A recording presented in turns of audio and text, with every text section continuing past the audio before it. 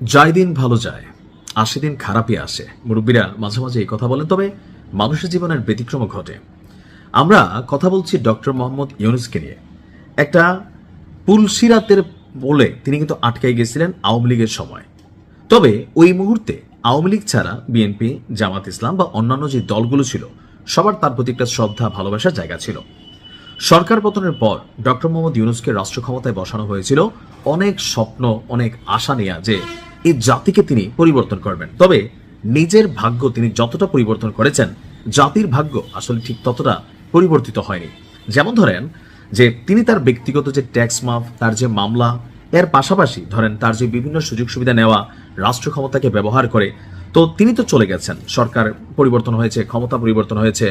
তো এই সকল কিছুর পরে আপনার ডক্টর মোহাম্মদ ইউনূস এই মুহূর্তে অনেকটা স্বস্তির নিঃশ্বাস ফেলছেন যে তিনি তার জন্য কিছু অধ্যাদেশ করেছেন। তবে জুলাই যোদ্ধা বা জাতির জন্য যে অধ্যাদেশগুলো জরুরি ছিল, ওইগুলো তিনি খুব পাকাপোক্তভাবে করেননি। দাবি হচ্ছে এনসিপির পক্ষ থেকে, অর্থাৎ আমাদের রানিং এমপি নাহিদ ইসলাম, তিনি আজকে বলছেন যে ডক্টর মোহাম্মদ ইউনূসকে রাজপথে নামতে হবে দাবি আদায়ের জন্য। একটা বিক্ষোভ চলছে বর্তমান সংসদে জুলাই যোদ্ধাদের জন্য, বা ধরেন আরো বিভিন্ন ইস্যুতে, যেমন 5ই আগস্টের আগে পরে পুলিশ হত্যা থেকে শুরু করে অনেক বিষয়।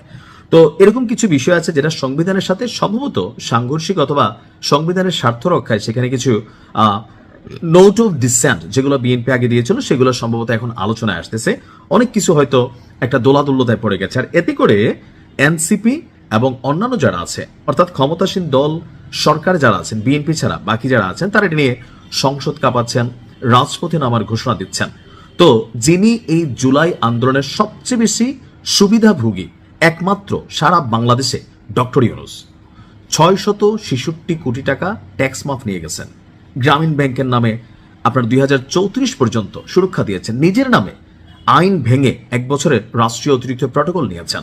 নিজের নামে আদম ব্যবসার লাইসেন্স করেছেন। নিজের গ্রামীণ ব্যাংকের নামে, মানে গ্রামীণের নামে একটা ইউনিভার্সিটির লাইসেন্স নিয়েছেন। তারপর হচ্ছে স্টার্লিংকের সাথে তার গ্রামীণের চুক্তি হয়েছে। এরকম শত শত নিজের ভাই, ভাতিজা, নিজের কাছের মানুষকে কোটা না মেধা, কোটা কোটা ওইটাতে বিশ্বাস করে তিনি বসিয়েছেন। জনগণের যে আশা প্রত্যাশা ছিল, সেটা আসলে শতভাগ সফল তিনি করতে পারেননি। তো এনসিপি মনে করছে, বা নাহিদ ইসলাম মনে করছে, এই যে আপনি এত সুবিধা ভোগ করলেন, এখন জুলাই যোদ্ধাদের স্বার্থ রক্ষায়, অথবা জুলাই সনদ থেকে শুরু করে যে বিষয়গুলো আছে সেগুলোকে রক্ষায় আমরা যখন মাঠে নামছি, আপনি আপনার গ্রামীণ ব্যাংক, আপনি আপনার কেরিয়ার নিয়ে ব্যস্ত হইতে পারেন না। কেন? কারণ এটার সবচেয়ে বড় যে ফলটা, সেইটা আপনি খাইছেন।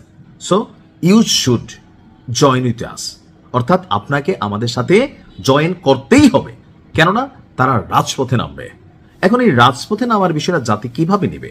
অর্থনৈতিক মন্দা, তেলের বাজারে অস্থিরতা, জ্বালানিতে অস্থিরতা, খাদ্যে অস্থিরতা, সরকার মাত্র গঠন হয়েছে। এই যে একটা অস্থির সিচুয়েশনে এনসিপির এই ধরনের আন্দোলনে মানুষ কি আসলে রাজপথে নামবে? প্রশ্ন কিন্তু এইটা। তবে যদি নামে, এনসিপি তো নামবে, তারা তাদের কয়েকজন মেম্বার টেম্বার আছে নিয়ে, তো সেখানে ডক্টর মোহাম্মদ ইউনূসকে নামতে হবে। তবে ডক্টর মোহাম্মদ ইউনূসকে পাগলা কোনো ধরেন ভ্যাকসিন ট্যাক্সিন দেয় না, এরকম কোনো থাকে না যে ফুটফুটে সুন্দর কোনো কিছু যদি না কামড়ায়, তা আমার মনে হয় না যে তিনি আসলে রাজপথে নামবেন। তবে ডক্টর মোহাম্মদ ইউনূস যদি রাজপথে নামে, ছাত্ররা যেহেতু তার নিয়োগকর্তা ছিল, এখন সে গার্জিয়ানে ডাকতেছে, বাবা তুমি আসো, মাঠে আসো, তোমার সাথে কথা আছে। হ্যাঁ, তো এখন যদি সত্যি নামে, তাহলে বিএনপির জন্য আবার এটা মাইন্ডকার চিপা টাইপ একটা সিচুয়েশন হয়ে যাবে। তবে আমার রাজনৈতিক প্রজ্ঞা বিশ্লেষণ, আমি ক্ষুদ্র মানুষ, সেটা বলছে যে ডক্টর ইউনূসকে পেটের মধ্যে যদি অ্যাটম বোমা মাইরা দেওয়া হয়, বা মাইরা দেওয়া না মানে বাইধা দেওয়া হয়, তারপর তিনি আর রাস্তায় নামবেন না, এটা নিশ্চিত করে বলা যায়।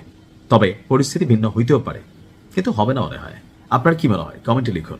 আসসালামু আলাইকুম।